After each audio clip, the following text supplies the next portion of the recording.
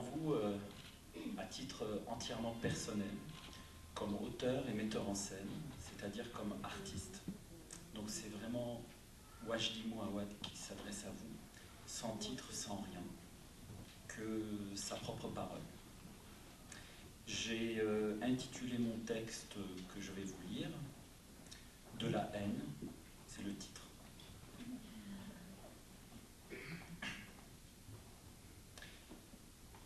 Il n'est pas demandé à tout le monde d'être un artiste, mais aux artistes, il est demandé de ne pas être comme tout le monde.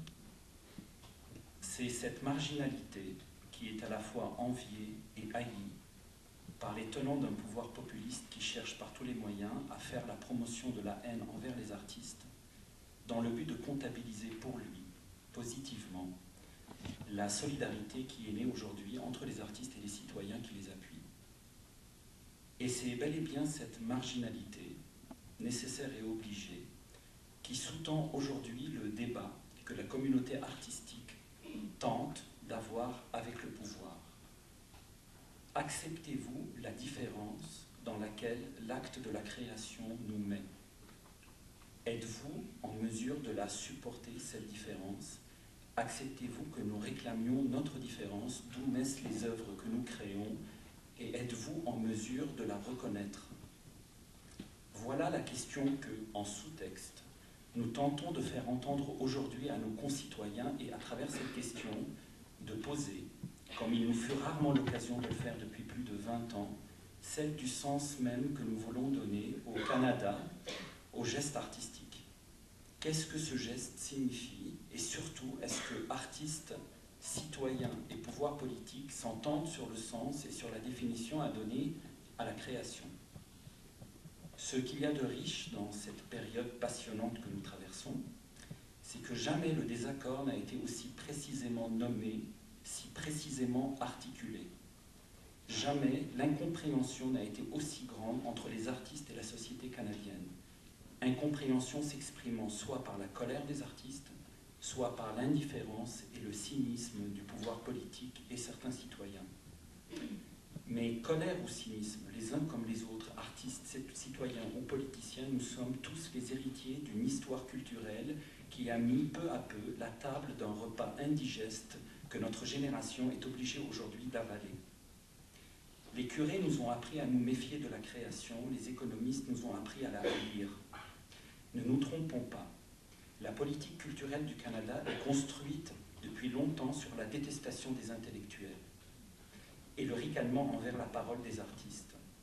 Détestation et ricanement sont exacerbés aujourd'hui par la politique d'un parti aux idées policières et aliénés par la raison du plus fort.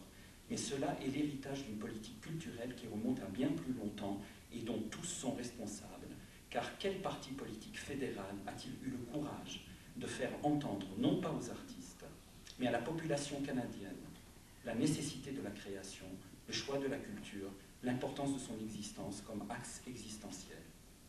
Cela s'est fait toujours en catimini, toujours, petit à petit, sans le dire à haute voix pour ne pas heurter la base de la population dans ses convictions de l'inutilité des arts et de la culture, pour ne pas l'effrayer par la beauté sauvage de la création. Alors aujourd'hui que les langues se délient et que nous entendons de la part de beaucoup de nos concitoyens leur haine et leur colère envers les artistes, ne nous étonnons pas et ne leur reprochons surtout pas cette rancune envers nous, tant nous les avons encouragés dans ce sens, tant eux-mêmes ont été éduqués dans le rejet de l'art, de la culture et de la pensée, éduquant à leur tour leurs enfants dans ce sens. Reprochons peut-être simplement et fermement au parti aujourd'hui au pouvoir de se servir de cette haine pour, tout en la confortant et en réaffirmant les clichés les plus éculés de l'artiste gâté, s'assurer de sa réélection et s'assurer du socle détestable sur lequel se construira sa future politique culturelle qui n'arrangera en rien la tendance du passé. Aujourd'hui, notre devoir est de prendre la parole ensemble, tous ensemble, pour nous faire entendre. Non pas pour défendre des subventions, mais pour défendre ce en quoi nous croyons, non seulement pour nous, mais pour tous.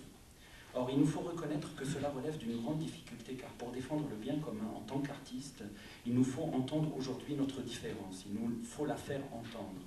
Notre différence dans notre manière de parler, dans notre manière de voir le monde, dans notre manière de vouloir à tout prix être préoccupé par la beauté tout au long du jour. Il nous faut faire entendre notre poésie, notre sens de l'élégance.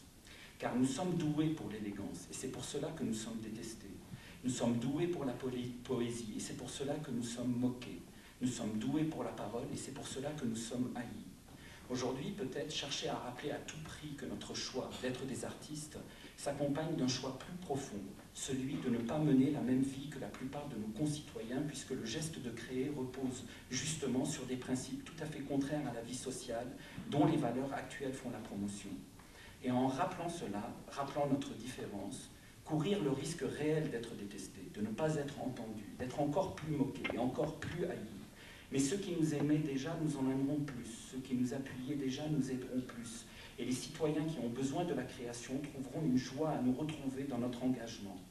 Soyons alors peut-être plus grands que ceux qui gagneront, en prouvant à notre tour, dans notre manière de vivre, qu'il existe une façon de gagner qui consiste à perdre. Manifestons, non pas contre des coupures, mais manifestons notre existence, manifestons-la, faisons-la entendre, sage et sauvage, en étant totalement nous-mêmes dans nos œuvres, dans notre manière de contester, en ne parlant pas seulement de coupures, mais en réfléchissant sur ce que cela signifie. Faisons voir l'insupportable, c'est-à-dire faisons voir notre manière différente de vivre, en disant simplement qui nous sommes et ce que l'on fait. Pour ma part, je m'appelle Wajdi Mouawad, je suis auteur et metteur en scène de théâtre, je suis un artiste